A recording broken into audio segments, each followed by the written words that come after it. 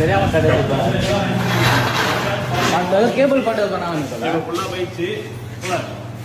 வணக்கம். சிஎம் தொகுதியிலிருந்து, அதாவது பாத்தீங்கன்னா பெரம்பூர் வட்டத்துக்கு உட்பட்ட புதுநகர்ல வந்து தொடர்ந்து மின்வெட்டு ஏற்பட்டுன்னே இருக்கு. இன்னைக்கு பாத்தீங்கன்னா புதுநகரை சேர்ந்தவங்க எல்லாருமே வந்து சர்மா நகர் மின் நிலையத்தில் வந்து உட்காந்துட்டு இருக்கோம். தலைவர்கிட்ட கேட்டதுக்கு என்ன சொல்றா அப்படின்னா, இங்க லைன் மேனே கிடையாதான், அவர் வந்து SS ஆபரேட்டரா. போட்டுருவீங்களா இன்னைக்கு?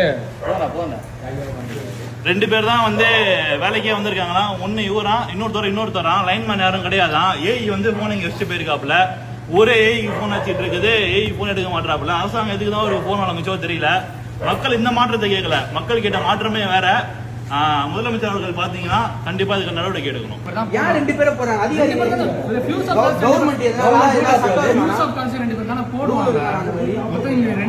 அதாவது பெரம்பூர் தொகுதி மக்கள் ஒரு மாற்றம் வரும்ன்றதை நம்பிதான் பாத்தீங்கன்னா ஓட்டு போட்டாங்க. ஆனா ஓட்டு போட்டவர் வந்து நன்றி கூட தெரிவிக்க வரல. இந்த பாலடைஞ்ச கோட்டை தான் பாத்தீங்கன்னா விவசாயப்பள்ளி தொகுதியோட மின்வெட்டு நிலையம். அதாவது இந்த மின்னரங்கத்துல தான் பாத்தீங்கன்னா பல நாளா வந்து மின்வெட்டுக்காக வந்து புதுநகர் மக்கள் வந்து கோரிக்கை வச்சுக்கிட்டே இருக்காங்க. ஆனா இது சரியான பாடே இல்ல. தொடர்ந்து இப்ப தாவேகா ஆட்சிக்கு வந்ததுக்கு அப்புறமாவும் சரி, மின்வெட்டு முன்னெடுந்ததோட இப்ப ரொம்பவே அதிகமாயிடுச்சு. கேட்டா அதுக்கான காரணங்கள் மட்டும் தான் வருதே தவிர அதுக்கான ஒரு சொல்யூஷன் இது வரைக்கும் கிளியர் கட்டா வரல.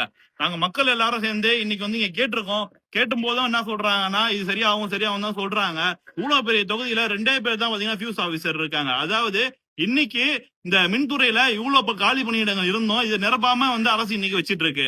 இந்த காலி பணியிடங்களை நிரப்புறதுக்கு நம்ம கிட்ட போதுமான அளவுக்கு ஆட்கள் இல்லையா, போதுமான அளவு படிப்பு இல்லையான்னு கேட்டா படிப்பு திறமை எல்லாம் இருந்தோம். எல்லாருக்கும் பாத்தீங்கன்னா இந்த 12 ஒரு இதுதான் விளையாண்டுட்டு இருக்கு. அந்த 12 இதை பார்க்காம எல்லாருக்கும் வேலை போட்டாங்கன்னா இந்த மாதிரி நிலைமையில நம்ம இன்னைக்கு வந்து நிக்க வேண்டிய அவசியம் கிடையாது. புதுநகர்ல இன்னைக்கு லைன்மேன் ஆபீசர் போய் பார்த்துட்டு சொல்றாங்க, லைன் ஃபால்ட்ன்றாங்க. புதுசா மாத்தின லைன் எப்படி போச்சு, அதுலயும் ஊழல். சரி, ஆட்சிக்கு வந்து 1 மாசம் தான் ஆகுது. அவங்கள நான் கேள்வி கேட்க விரும்பல. இதுக்கு முன்னாடி இருந்த ஆட்சி சரியில்லை தானே புதுசா இருக்க ஆட்சியை மாத்தினாங்க. ஏஇ போன் பண்ணா ரெஸ்பான்ஸ் இல்லையா?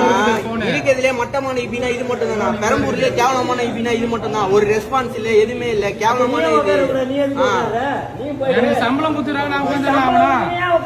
இல்லனா சம்பளத்துக்கு வேலை பாருங்க. நான் ஆபரேட்டர்னா